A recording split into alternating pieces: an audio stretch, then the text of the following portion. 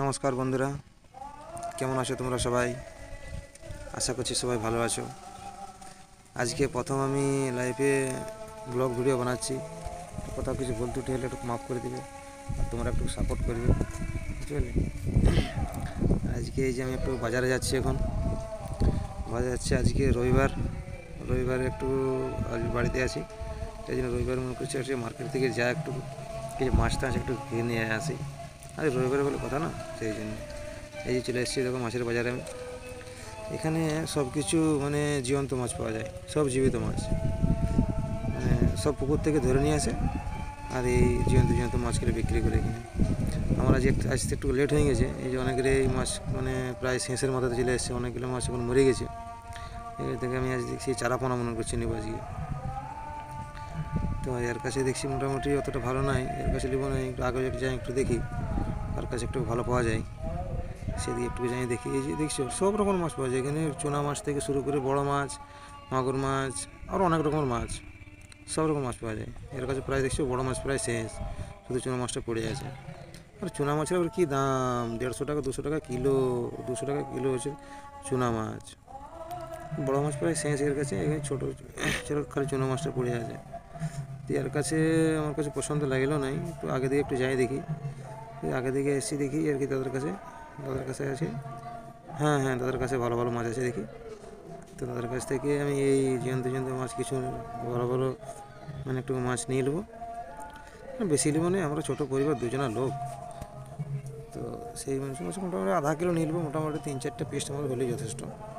তো দেখি, দেখা যাক কত কিলো আর 4টা পিস চেপেছে। সেই দেখেছি মাছটা কেমন লড়ছে, দেখছো। আমরা বাজার থেকে চলে এলো, এই যে আমার রুম, ঘরে পৌঁছে গেছি। এই যে আমাদের ম্যাডাম বাড়ি আছে, কভারটা খুলবে, ম্যাডামকে ডাকা হইলো, কভারটা চা দিয়েছে। আমরা ভাড়াটিয়া লোক, এই কি মনে করছি ঘরটা আমাদের লয়, এটা হচ্ছে আমাদের রুম মালিকের ঘর। আমরা ভাড়াটিয়াতে থাকি এখানে। এই গাড়িটা এখানে রাখলি, আর গাড়িটা দেন। এই যে টমেটো আছে, কাঁচা লঙ্কা, ধনিয়া পাতা, এই মাছটা নিয়ে এসেছি। আর এই যে এই দেখো, এইটা হচ্ছে আমাদের রুমটা, এই রুমটাতে আমরা থাকি। অ্যাডভান্সটের রুম, একটা রুম আর একটা কিচেন, এখানের মধ্যে সব কিছু রেস্ট করে রাখা হয়। আর এই যে ম্যাডাম ভাত রান্না করছে এখন, দেখো মাছটা আমি বার করলে দেখে, এই যে দেখলাম মাছটাকে চারা করে নিয়েছিল, একটু বড়ো সাইজটা ছিল, এই জন্য একটু দু পিস করালি। তো মাছটা একটু ধুয়ে এলি, নাহলে ওরকে ভালো করে ধুয়ে দিই।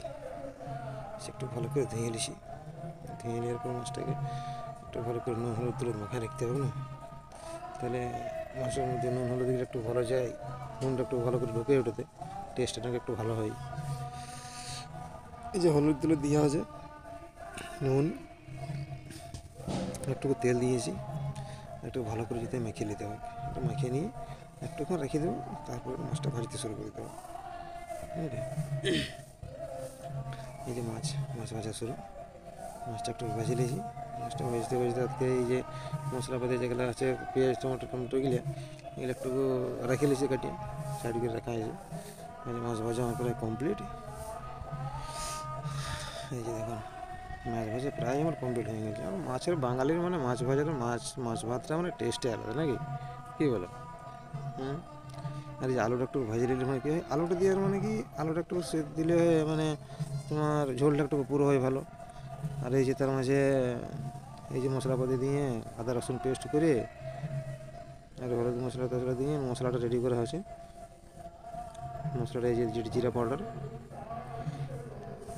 দেওয়া হয়ে গেলো। এই যে এভারেস্টের ফিশ কারি, এটা হলো দেখো ভারতের কাশ্মীরি মির্চা দিয়ে দিলে পরিমাণ, কাশ্মীরি মির্চের মানে কালারটা একটু দেখা যায়, আর কি অন্য কিছু নেই। এটা নুনটা দিয়ে দিলে একটু স্বাদ পরিমাণ মতন করে।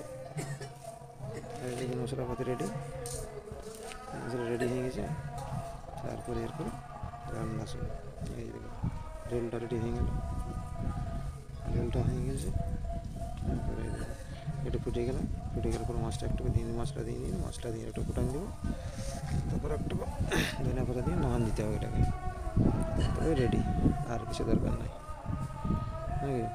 নাকি বাঙালির মাছটা ভাতের টেস্ট তোমরা কেমনভাবে রান্না করে একটু সবাই জানাবে, একটু কমেন্ট করে, বুঝতে পারলে। আর কোনোদিন আমি ভিডিও বানাইনি, আজকে প্রথমবার বানাচ্ছি। কোথাও একটু কিছু আমি ভুল টুল হয়ে গেলে একটু জানাবে, ক্ষমা করে দেবো একটু। এই যে মাছ রেডি প্রায়, এই যে আমাদের খাওয়া দাওয়া স্টার্ট। এই যে আমি খাতা শুরু করছি এবারে।